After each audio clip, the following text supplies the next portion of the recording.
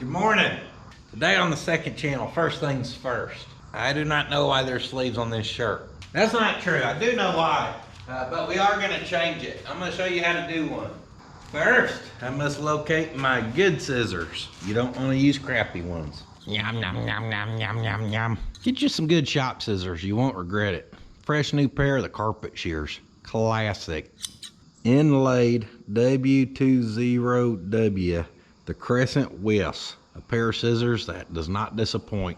People ask why I don't sell them with the sleeves missing, how I wear mine. And guys, I cut my own sleeves off. I don't like an actual tank top. It's real simple. You can try to spend a lot of time on this, but I just lay it down like that. You've got a seam, and then I just follow along the seam and do your best to stay right on it with a good pair of scissors where you're not having to just hack the sucker up, and you just cut her through. And just like that, voila, we've got a missing sleeve. If you got a little bit of that underneath there, don't worry about that. It'll work its way out. And give her a trim, give her a trim. So I said I don't know why this was in my work shirts. Actually, I do. See them pit stains and a little bit of this or that on there. This was one of my nice shirts, but I guess I finally dirtied it enough that my wife moved it to my work shirt drawer to let me know it's too dirty. And there we go, guys. I just like the way that feels. I know it's pretty redneck to cut off your sleeves. I'm just a product of my environment. If we were to go to the store right now or later today, I guess when people are out and about, 50% of the guys cut their sleeves off. It just is what it is. Other 50%'s wearing roundhouse bibs. Good thing about this, yeah, that might be pit stained, but it was washed. Boom, now you got you a sweat rag, okay? Hey, Pun, what about the other one? The other one, you ask? Also an accessory. Put it in your back pocket. Now you got a hanky, all right? Nose gets to running. Oh, yep. My nose was running. I was just trying to make a joke. Fill that sucker full of snot. Fold it back up, put it in your pocket. She's ready for another round. Enough horseplay, you dog. Let's go, we have a task. Dogs can't horseplay. It's just dog play. Y'all seen a dog who wants to load up so bad in your life ever? Look at that tail. Put your seatbelt on, you know the rule. All right, well, after we get our fashion on lock, the most important thing obviously is getting y'all's merchandise orders here to the postal service to be shipped out. We appreciate all that support. Y'all swamped us hard. We ain't been swamped like that in a minute. I say swamped in a minute, but we still are swamped because Nate Dogg's still working on the orders and everything.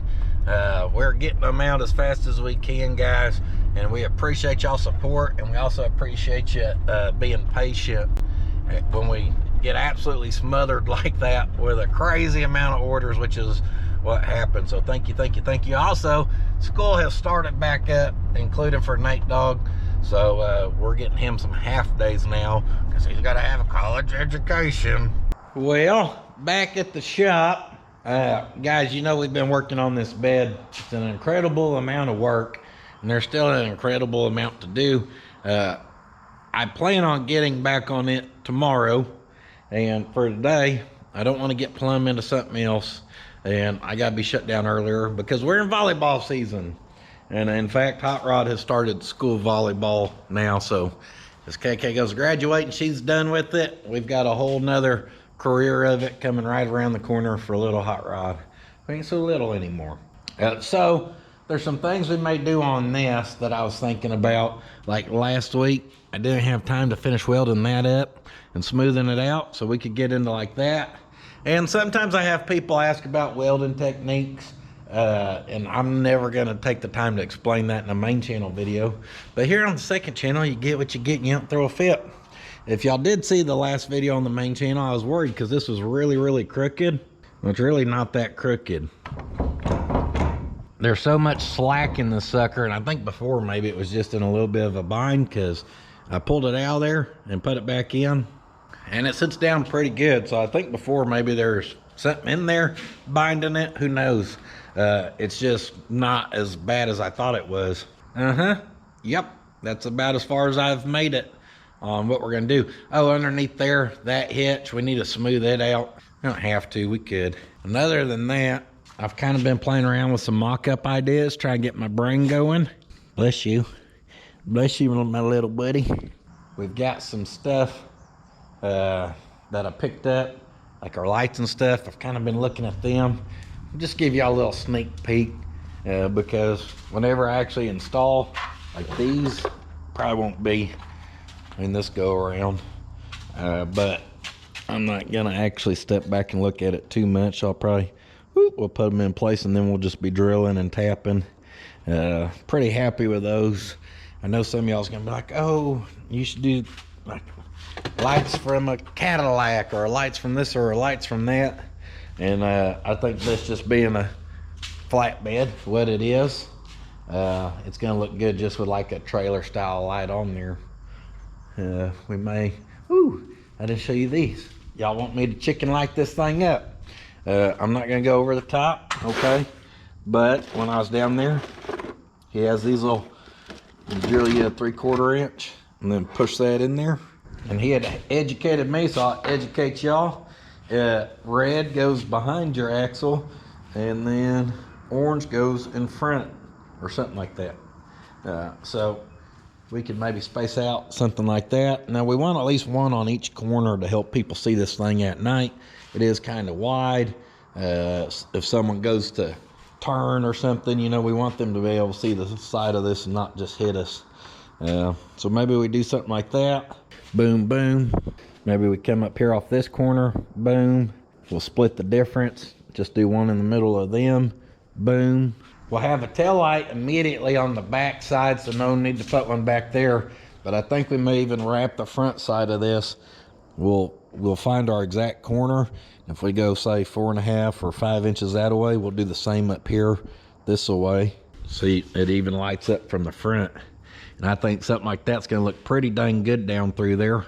In fact, Slick stopped by for a short second yesterday and I'd bounced some of these ideas off of him. And guys, on a build you truly care about, this stuff is so important. And I hope by now some of y'all see the look that we've got with this thing and you realize like, oh, he wasn't crazy about having to build a like slammed looking flatbed, because the look right now is being pulled off very, very well. And had it not took all the extra thinking to get that bed down low, it would not look near as good, and I've explained that. And this is that level of project. Now on the flip side, there's other projects that don't require that much thinking. Ta-da! The Mercedes is a great example of one of those type projects.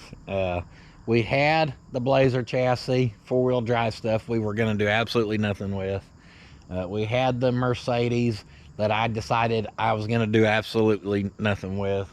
And then one day I was looking at the two separate and I just happened to realize how close the wheelbase was. And I was like, well, I wasn't gonna do nothing with them, but since they're both sitting here, you know, and we just do it the easy way.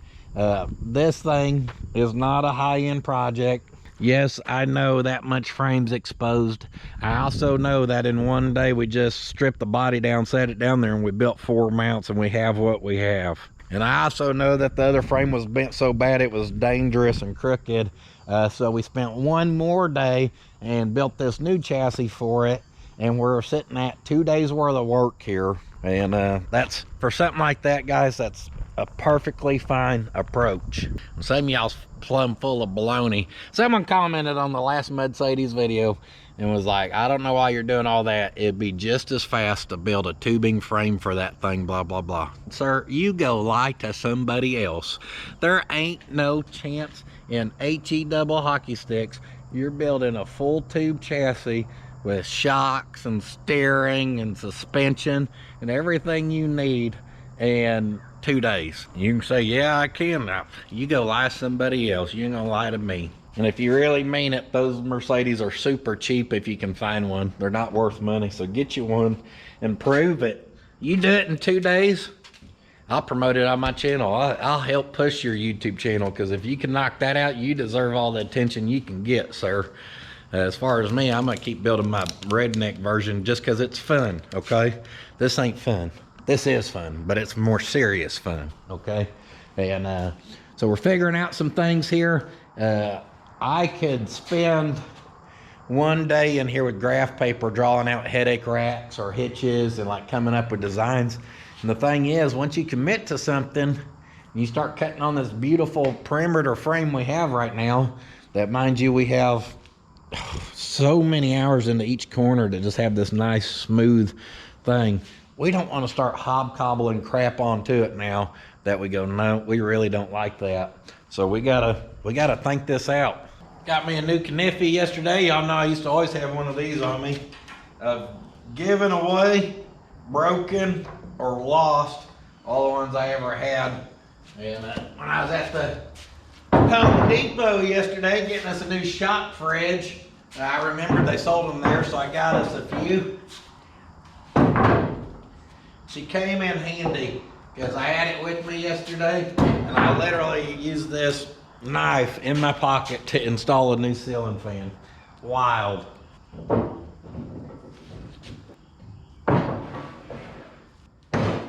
Our decking, I'm probably not going to actually screw down until this thing's just completely done, because I don't want to be dealing with those screws in and out multiple times. Also, if we need to get the stuff to work on it like this, it's just easier to move it. I'm moving all this so we can get to welding on that. Who knows, maybe, like that one's got a pretty bad curve in it. Maybe he's sitting and not getting screwed down, they'll finish drying up some. And whichever ones are gonna warp really bad, well, we won't even attach those. Maybe we'll end up replacing them. Oh, crawl down under. Hitch pin comes right out.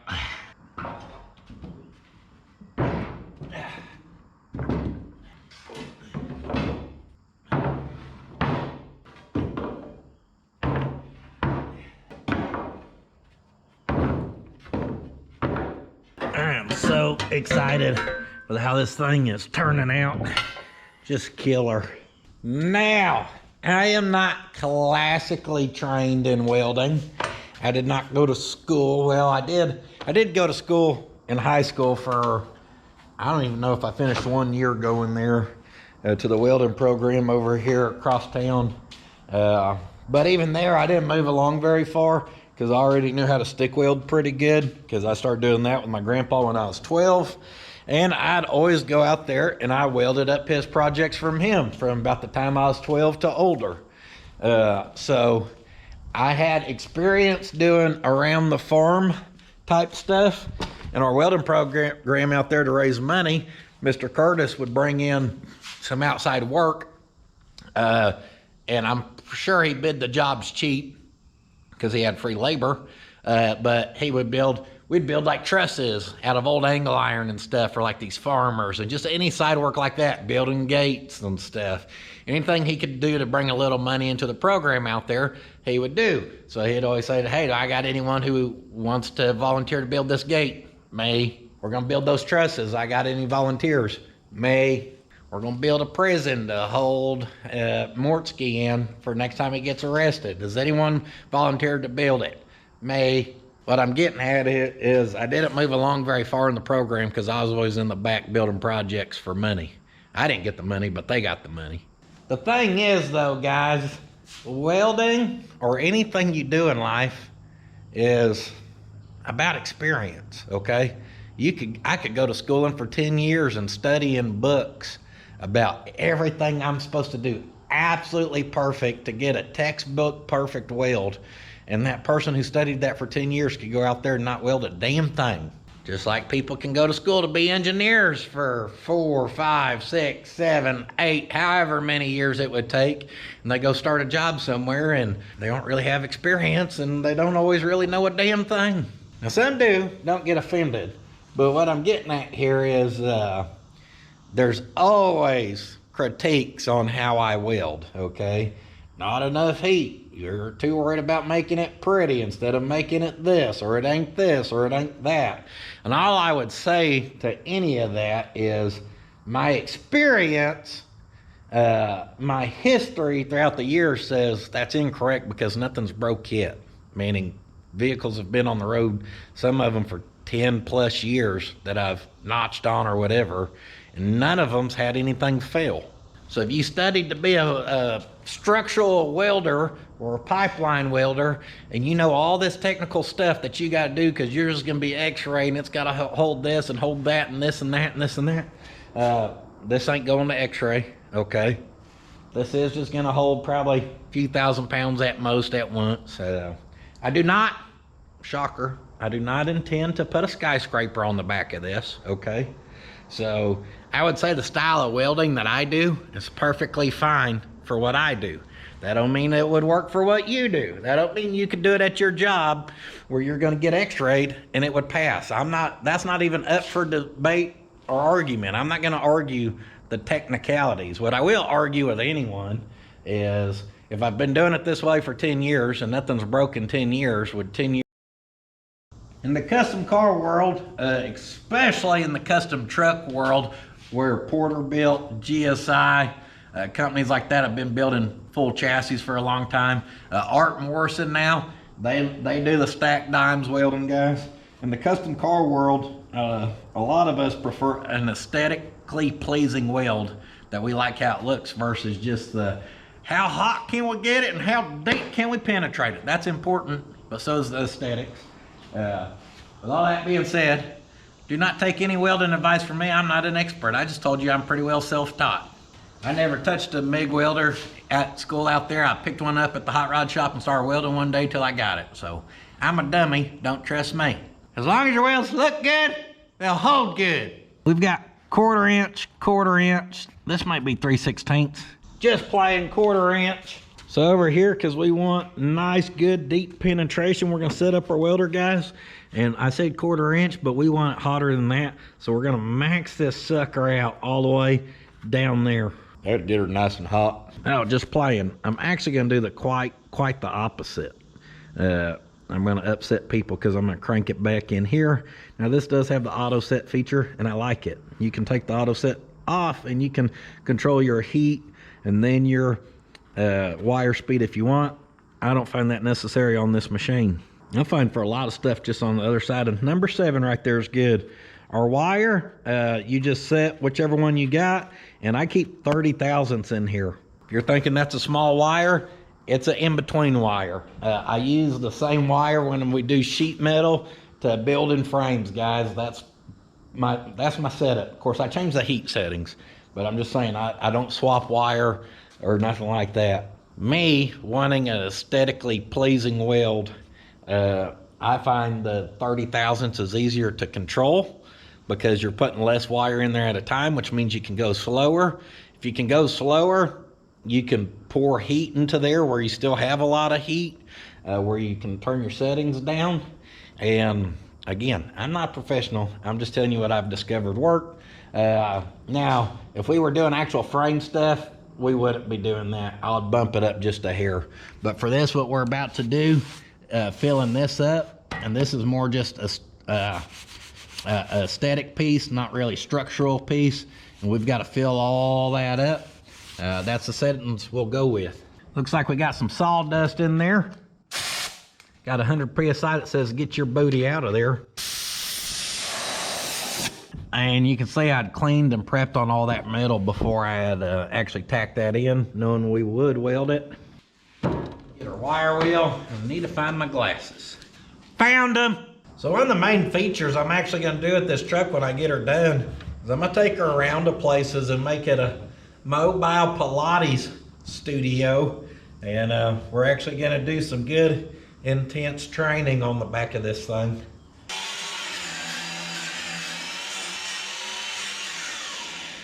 Little wire wheel never hurt. With your welding, guys, obviously the cleaner you can get it, the better. In these corners, I'd miss quite a bit of the mill scale, and sometimes if you come to a weld at the end, there's crap like that. As you go to stop welding, it melts that crap in there and it'll bubble your weld right at the very end. That's the worst. Now, knowing all this is gonna get welded up and ground down, really how the weld looks don't matter too much. So we'll just try a couple different things here. And that way we can show what it looks like, and may even end up looking like crap. And when we go to grind it off there, that really won't matter. So the first weld we'll do here, we'll start over here, we'll push along, and we're just gonna go right in the crevice to kind of root. And then once we get going, I'm just gonna do a little, not a dramatic, but just kind of work the wire back and forth as I push down through there. It's gonna make a constant bead, no stacked dimes. It should just burn in nice and deep like, and well, we're gonna try to cap from there to there, all in one pass there. Another important part of the welding, guys, make sure you keep your nozzle clean of crap. I told y'all the welding tips are super important. Have you a good one on there. It's hard to get good ones. Everyone makes crap so cheap now. But if you've got a bad tip where it's binding up your wire, wanting to melt on the tip before it's melting in there, it'll weld like crap and it'll make you have a very bad day. Also, make sure your lead is not in a bind. If it's having a hard time pushing the wire through the liner in there, you can have a very bad bind. And this longer lead I put on ours has been great, but here lately, I noticed it's wanting to bind a little more, which is not great. All right, I'm gonna start in this corner and just push out this way.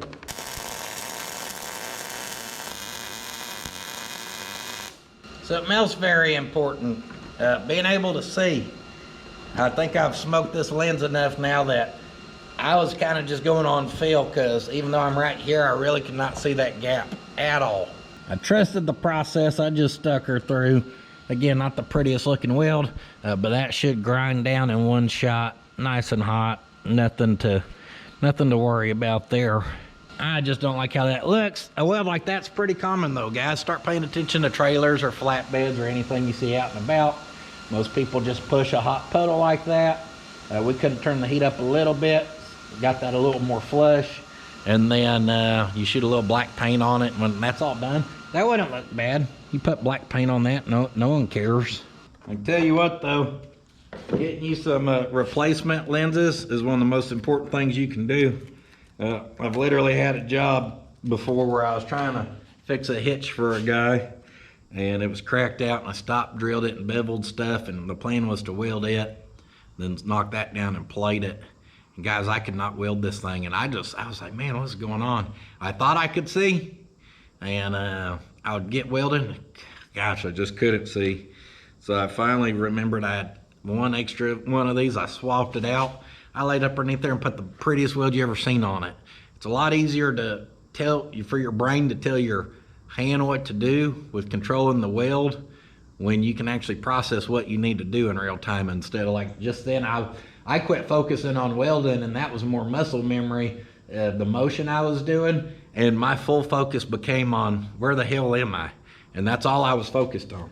So we're having extras of these ready to go. Comes in handy, especially if you're doing a lot of welding, guys. Just like anything, welding does have a lot of consumables that go with it. We're gonna go, you got obviously whatever material you're consuming, wire and gas, those tips we were just talking about. But keeping a clear lens in your welding helmet is pretty damn important. I think it gets overlooked a lot. All right, I got us a fresh lens. I bumped our heat up just a hair. We're gonna do this back side and see how it looks. Oh my gosh, I can actually see. I think a little more heat was the right call right there. Again, not gonna just be a crazy, beautiful weld, because that's not what I'm aiming for.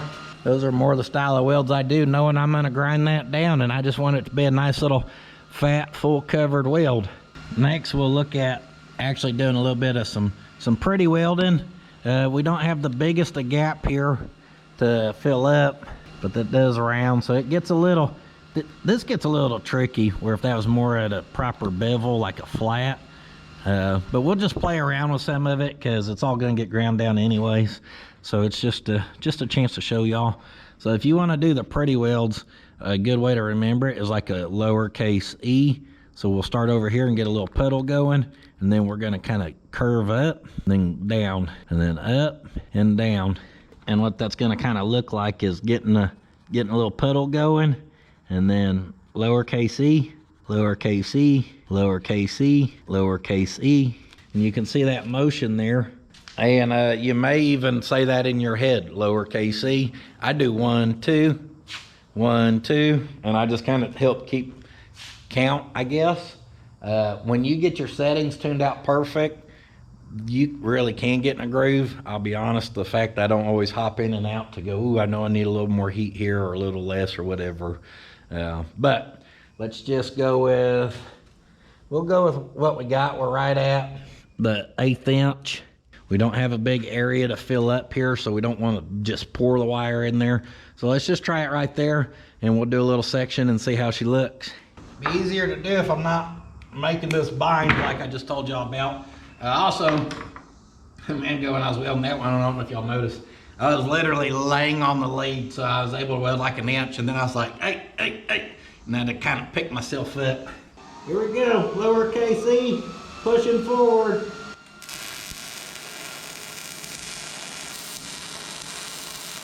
It's pushing forward. You can see the heat starts to pour down in there. You can see the heat. So I know people think you can't weld it like that, but I just don't know why, guys. She welds just fine. Well, if you ever come in with a damn angular load of 17,000 pounds at a 47 degree angle and put on that weld, she's gonna stress crack out. You're probably right. And you know, if you go play the lottery, you're probably not gonna win it. I'm also probably right. I don't mean it's gonna happen, okay? Who knows? Who knows? Maybe I'm comparing apples to oranges there. So that was kind of pushing along. Let's look what happens when you kind of drag it along. Ooh, don't you dare drag a weld, okay? People say you can't do it. That thing will break if you drag it. Guys, unfortunately, the reality is there's very few things you can build where you get into stuff like this where you don't end up in at least 1 or 2 positions where you've got to be able, you just have to drag the weld or you're not going to be able to weld the thing. There's no other way to get to it. Cut the whole thing apart and you push that weld, you SOB. Don't you dare drag a weld on that flatbed. I'm just playing. I haven't even got that much grief over what I've been doing. Well, on this. Over the years, I've heard it all. But I'm just having fun, guys, okay? We can poke fun at each other. It's okay. What do you mean? You're sitting here making fun of people making fun of you. No, I'm not. I don't care. I don't care. Again, the history of the build shows that stuff don't break. So I'm going to continue doing what I do, knowing it's not going to break. Put us another little tack to go to. Now we've got a tack up here. And if you're doing your weld that's just plumb out in the open, you have to show it off. Like if we wanted to lay these nickels around this whole thing, here's what we would do. I'd put multiple tiny tacks down through there, and then I'd come in with a cutoff wheel, guys, and we'd grind away majority of that tack. That way it's pretty flush again, where when you go to mow over that welding, it don't get bulkier on you right there. Now there is a way around that.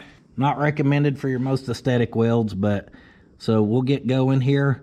And this time I'm gonna kind of drag. So I'm facing backwards. I'm still gonna do lowercase e. And then right here, instead of taking all my time on that, I'm gonna try to whoop right over it. And then I'll kind of skip forward just a little bit. That way we're not concentrated right there and it don't get all big and bulky on us. And that's what I'm talking about where, yeah, if you're building, you know, the newest skyscraper in Oklahoma City, you probably don't want to do that technique. For our little cover plate that just has to hold a hitch cover door, I think she's gonna be fine. Don't you do it. If you do that, I hope that truck gonna fall apart, boy. All right, so there we go. Once again, you can see heat being put in there. The metal is hotter already, and that will help. You want a really pretty weld, and you know you need your settings turned down where you don't have to just the heat to it. Keep your settings turned down and preheat that sucker with your little propane torch right where you need to start. That way it don't get big and bubbly on you.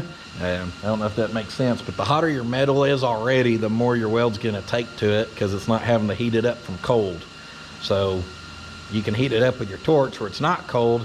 Keep those settings turned down like I showed you earlier, and you could really concentrate some weld in there if you wanted. you can probably see that the pattern lays out just a little different, and that's just probably because dragging, you know, it's harder for me to feel like I'm doing the swooping motion, but you don't have to stick with the lowercase e. You'll get a feel for it where you can just do circles or whatever. I don't even know what I'm gonna try next, but let me try it. Probably not as consistent. Got a long one right there, and then I had to speed up because of that tack weld.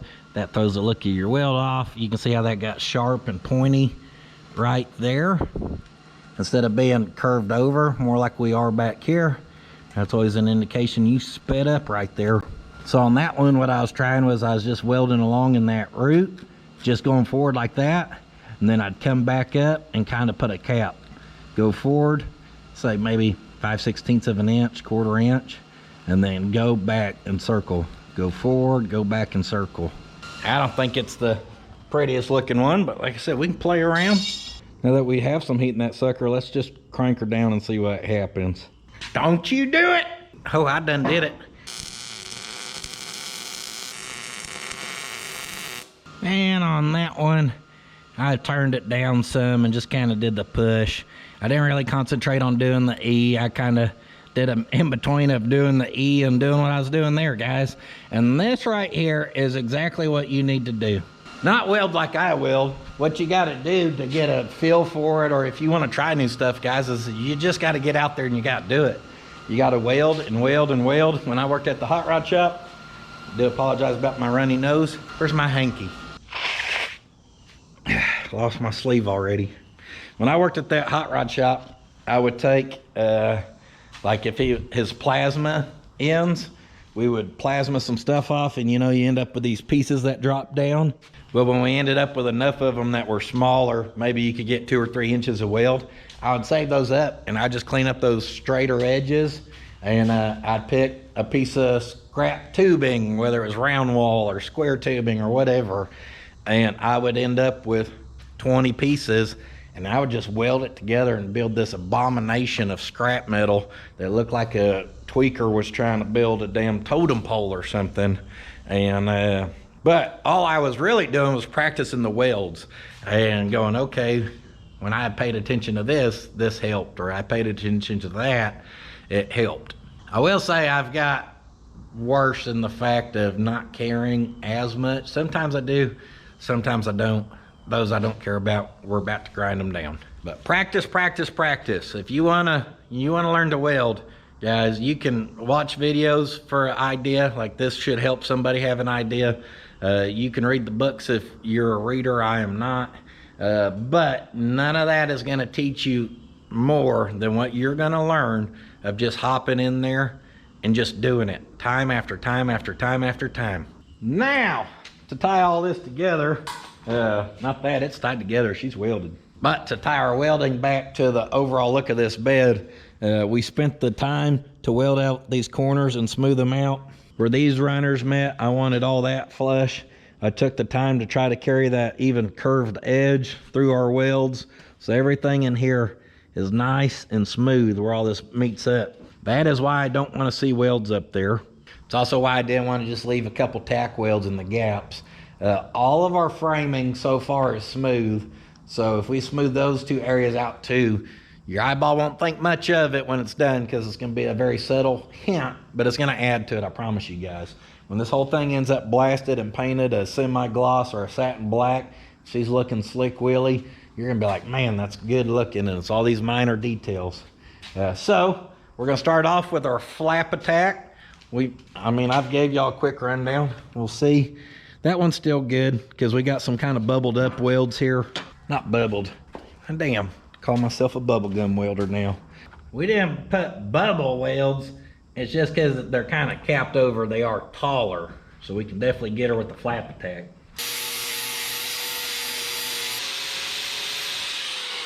Oh, already started getting carried away. Can't see how these old girls now. I'm trying to concentrate on our weld, meaning we stay up here. And then as we start to see material get taken away over here, we quit using the flap attack, or over on this side. With a fresh brand new one, you can do pretty good of smoothing that out and not gouging on your metal too bad, but if you're really wanting it flat, unfortunately, we gotta spend a little more time and use our roll lock machine. Boom. Keeping that backing pad true and flat. All right, we're disappearing on this side, but we can still see our edge on this side. That's because these edges actually roll down a little bit. And that's okay because we got tons of control with this. So now we're gonna concentrate on this line and just make sure we make it disappear without really grinding down into this no more than we have to.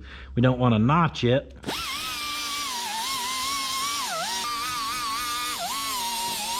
We just wanna keep working her down, slow and steady.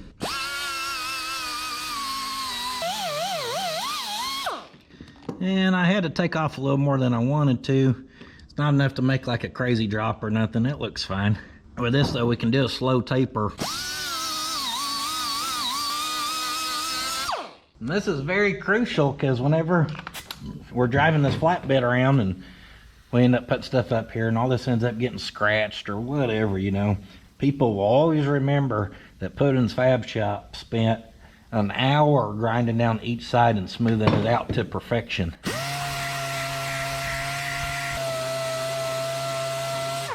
Like when I'm filling this old girl up with diesel, guaranteed the farmers are gonna come over and be like, hey, look at the flatbed. Hey, that plate up there, did you weld all that in and smooth it out? And did you go flapper, roll lock, DA to make sure it was really, really nice? Yeah, we can tell. Now they're gonna be like, damn, that thing is sweet. Nope, they're gonna be like, way to ruin a truck, you idiot. Who the hell wants a slammed farm truck, huh? That's what they'll say.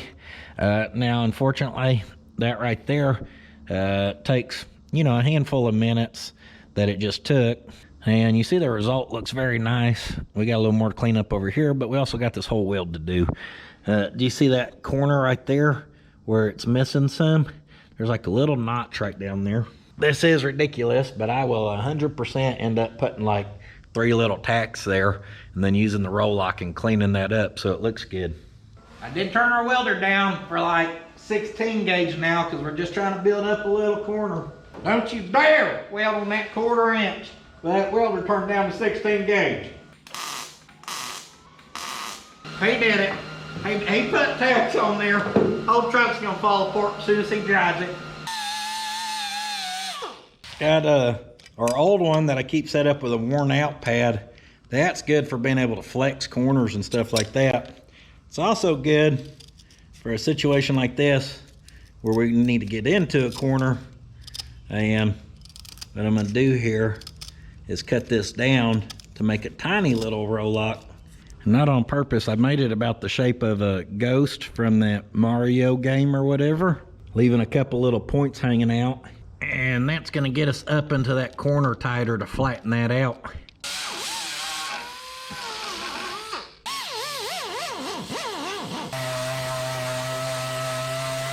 Well, I didn't even think that GoPro has the capability of focusing on that, but she looks awesome, guys. And you can sit there and do that as long as you want and continue to take out them little bit deeper scratches. I think when this thing's done and it gets blasted and primed and painted and stuff, all that little crap's gonna fill in. We ain't gonna see it. It's gonna be a nice smooth look. So, you seen how much time I just spent on that? Not in real time, obviously. But now I've got the rest of this to do. And that's why, like last week and the week before, just adding up all this stuff, guys, woo, so much more work. Like just staying hooked up on this, the amount of physical work required and busy work to just be doing the same thing over and over and over, don't really make the greatest of content, I understand. Unfortunately, with fabrication, it is necessary, and with a dream build, finishing out stuff like this is necessary, and that's why I was trying to figure out how to still make a little progress on this where we don't lose time tomorrow welding up stuff that's already done, but I could turn it into hopefully an educational or motivational or sensational. You like that? Sensational experience for you guys. I hope more than anything it just motivates someone to just start practicing. Honestly, stop worrying about all the super technicals and just start practice and practice. and practice on plenty of stuff before you start doing chassis frames and stuff like that. That's the worst, when you see someone who's like done their first notch and you can also tell it was about the second time they've ever welded. It's like, woo, maybe we should have waited before we hopped right in to break a vehicle in half, you know? So I'm grinding out down through here, and I could lie to you and show you, oh, look how pretty it is. But the truth is, if it's a weld you plan on grinding down, I actually don't necessarily recommend to try to make it one of the pretty stacked dime ones. Usually if you go to grind them down, you'll just notice more inconsistencies because you're moving more. Whoa, hey now. Versus these ends where, you know, we're just kind of fat capping the whole thing. So down through here, you'll see that? Out here at the very edge, because my weld just came just short of that. So when I sanded that down, it actually left a little line down through there. And not everywhere, it'd be like a little line for like here, maybe a little here. Actually, the first two were pretty good. It was more down here where it was more consistent. So I just, again, the welder's turned down to barely any at all. And I'm just putting a little weld over that. That way we can sand it down smooth and there's not a little line in there. And would that line fill up with primer and paint? Probably. But here we are. In fact, what I would recommend is if you wanted to do a stacked dime look in this and not grind it down, you would need to shorten up your fit up where there's a little more of a gap down here and a gap down here. And then this piece, maybe slide it over a 1/16 to an 1/8 inch to create an open gap in there. And that allows you to put your weld like down in there and pull it up and fill up that crack and then kind of circle on top. Pull it up, circle on top, and you could do a lot more aesthetically pleasing weld. Again, I knew I was gonna butt this up and just fat cap it and smooth it out. I just did this over here for a little demonstration. About the worst joint to try to put a pretty weld in on purpose, but that's what we had. The good news is that welds up real easy.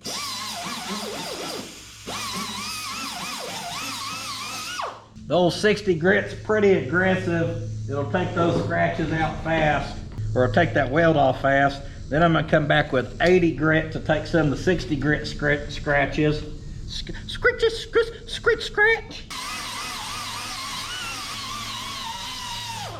That old 60 grit, she'll scratch her up deep like, so you gotta be careful.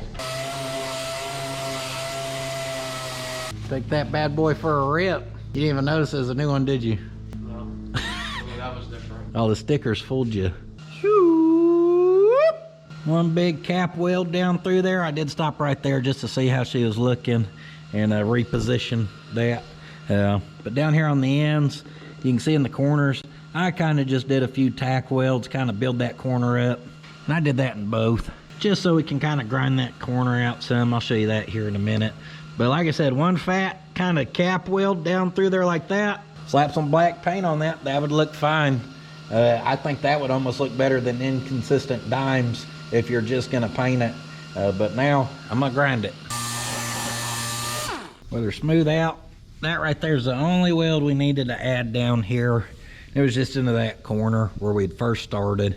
We're over here, we had it down throughout. So that right there is the advantage of just doing one big one. You can just knock her down, smooth her out. Woo! Before you know it, you're slick Willie.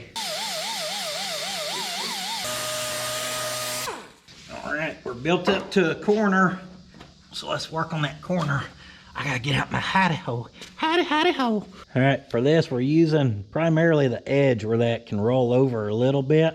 And I'm gonna put her down like this, and we're gonna work our way, kind of making that, trying to make that flat with our edge we got going there. Now we're focusing on the weld. Don't get down into the 2x4.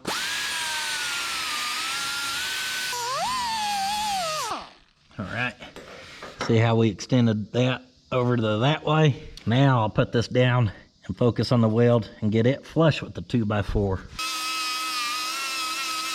Grind that away and she starts looking a lot better. Hit her with a little taper. And as always, that DA is gonna bring her home. And that right there's plenty fine for some black paint. Shoo! Hot and humid, huh? Feels good, I like it. And that sweat runs down, just goes over the top lip, touches the your teeth and you accidentally taste it. I love it. Dust be gone. Oopsie daisy. I dropped that down and then dropped y'all. Look how good that looks, guys. Like I said, nice and smooth once that's all blasted and painted the same color. Oh yeah. Oh yeah. Oh yeah. Sorry. Good looking metal gets me excited. All right, hopped up front here, finished up that hitch. Smooth it out too. Same old boring process. I didn't figure y'all wanted to see it step by step again. Ooh, speaking of step by step, that's one hell of a step. Yahar! What'd you say we swab the deck? Ain't that what they do? They swab the deck.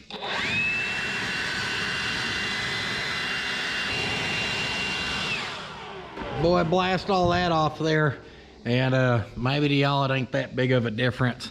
But that thing looks so much cooler being all smooth out on there. Man, when that's all painted, golly, this thing's gonna look G-U-D. She's gonna look good. All right, before I drop that winch down in that receiver, it's got that little bit of play. I'm gonna take just a crummy old piece of 18 gauge.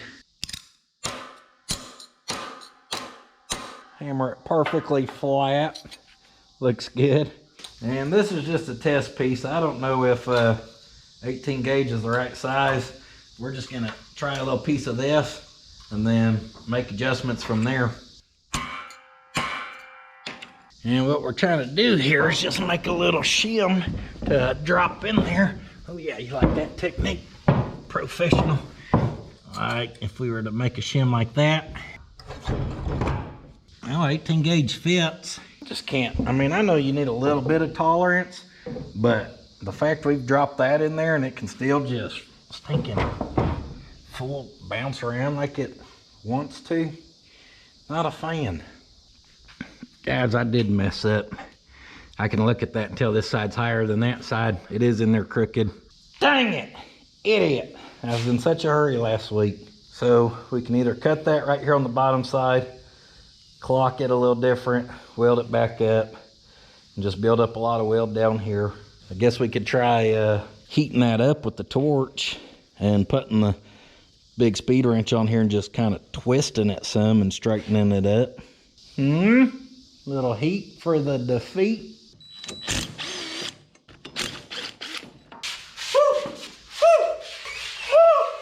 The way it gets it, it changes the metallurgy, the atomic atoms that make up the molecular, testicular buildup of it. And it makes it nice and weak and gives it a point to shear in the near future.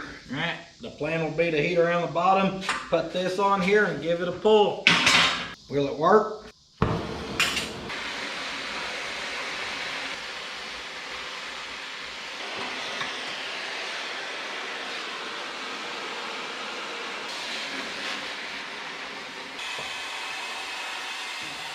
Well, that did not work.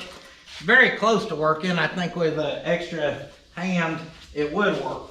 But how active, I gotta keep that torch to keep both or all sides orange. And then just a little time it takes to even get that on there and start kind of giving a hard pull. The side can already start cooling down. I mean, we just need a stinking hair, but I can't get it. So unfortunately, next option.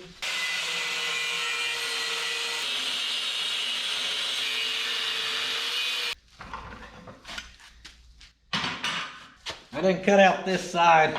I know it needed to twist down, so I left it. I'm pretty sure I just felt it move. Let's go that way a hair too. We're good that away. So all that's fine. I just gotta make sure we're clocked down. And she does still look a hair like she needs to come down just a hair more. Just a hair, about like a 32nd. Whoop, there it is.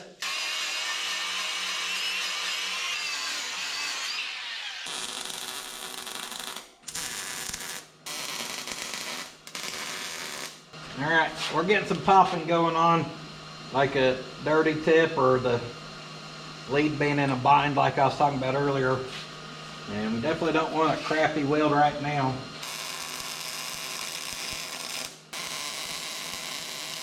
Woo! They call me 2 Past Terry. I'm going down through here, and there's about an 1/8 gap. Well, not quite 8, but from putting that blade in there. And I'm focusing the weld inside of that, touching it to the bottom existing weld, and then burning it up into our tube quite a bit. So most of it's being concentrated on that crack, and then I'm coming through and making a pass on the bottom, tying that bottom weld up to that new weld.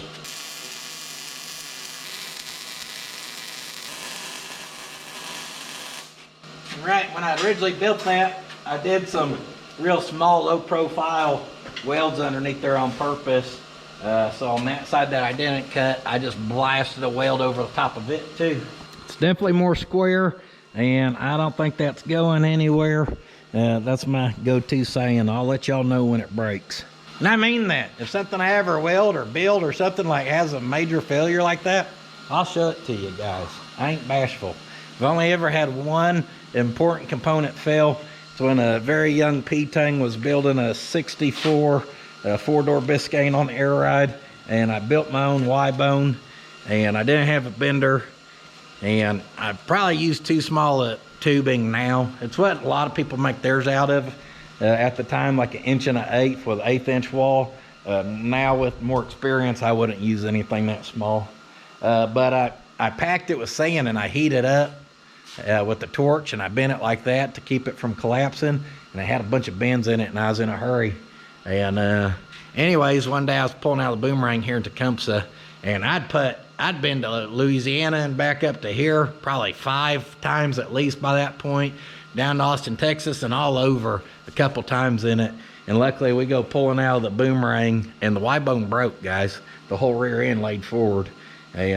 I think the problem was it was right where I'd done those multiple bends, and I quenched the metal. So I was young, I was dumb, I was in a hurry, and once you quench that metal, you make it brittle. It's more prone to crack, snap, which is exactly what happened to it. So took it to Top Stitch Taylor's. He had a bunch of random material. We sleeved the inside of it, welded it, then plated up the outside of it, and had a very crude re-patched together Y-bone.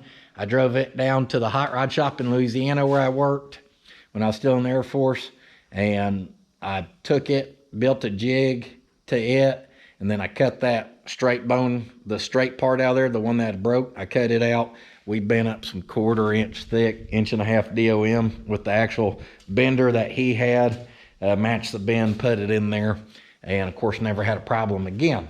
So I will tell you when I mess up, I promise.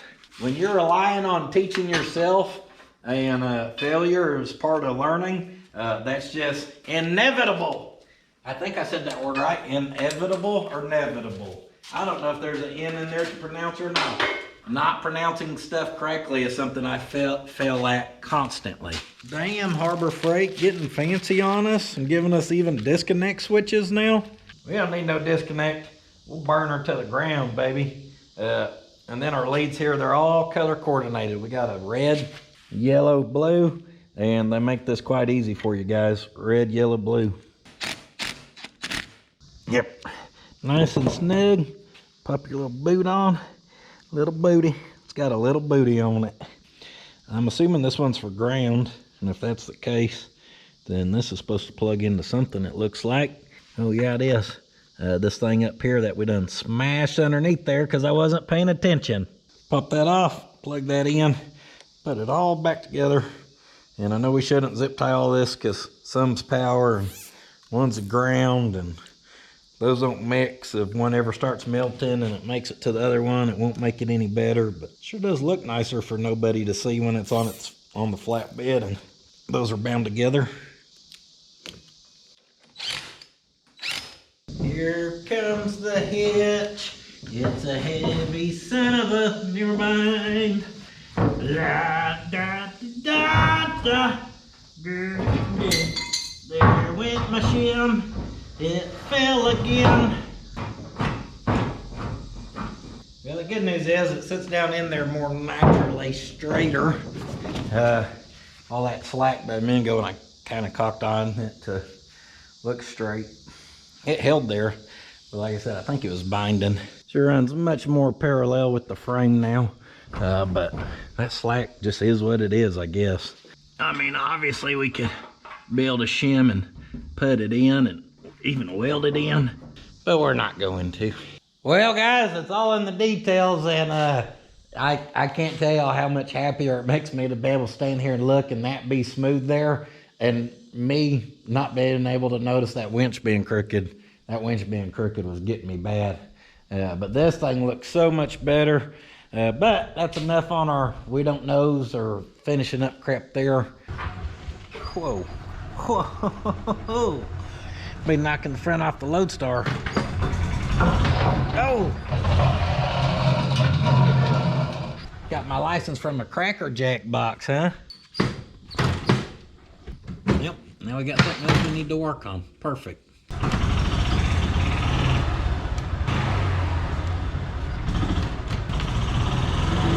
Got her ripping now. Woohoo! I took it cliff diving. Hey ho! Theo doggy! Come on! Come on! He said, nope, too hot for that type of running, Dad. Skirt! Sweet Patina sent out some new products to me. We'll get them picked up. Come on, come on. All right. PuttinsFabShop.com. Like I said, thank y'all for all the support there. Nate Dogg's packing orders right now. Still trying to get caught up on them, so thank y'all for all that support. Literally means the world to us.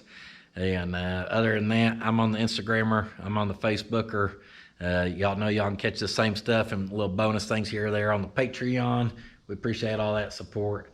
And much other than that, guys, I'm gonna go get cleaned up, and I will see y'all in the next one. However, do not forget, sitting on your ass will not finish your project. Hot damn, there's so much BS-ery, we had to start a whole channel for all the extras. Be sure to go check out Puttin's Fab Shop if you ain't seen that baby yet. Come on!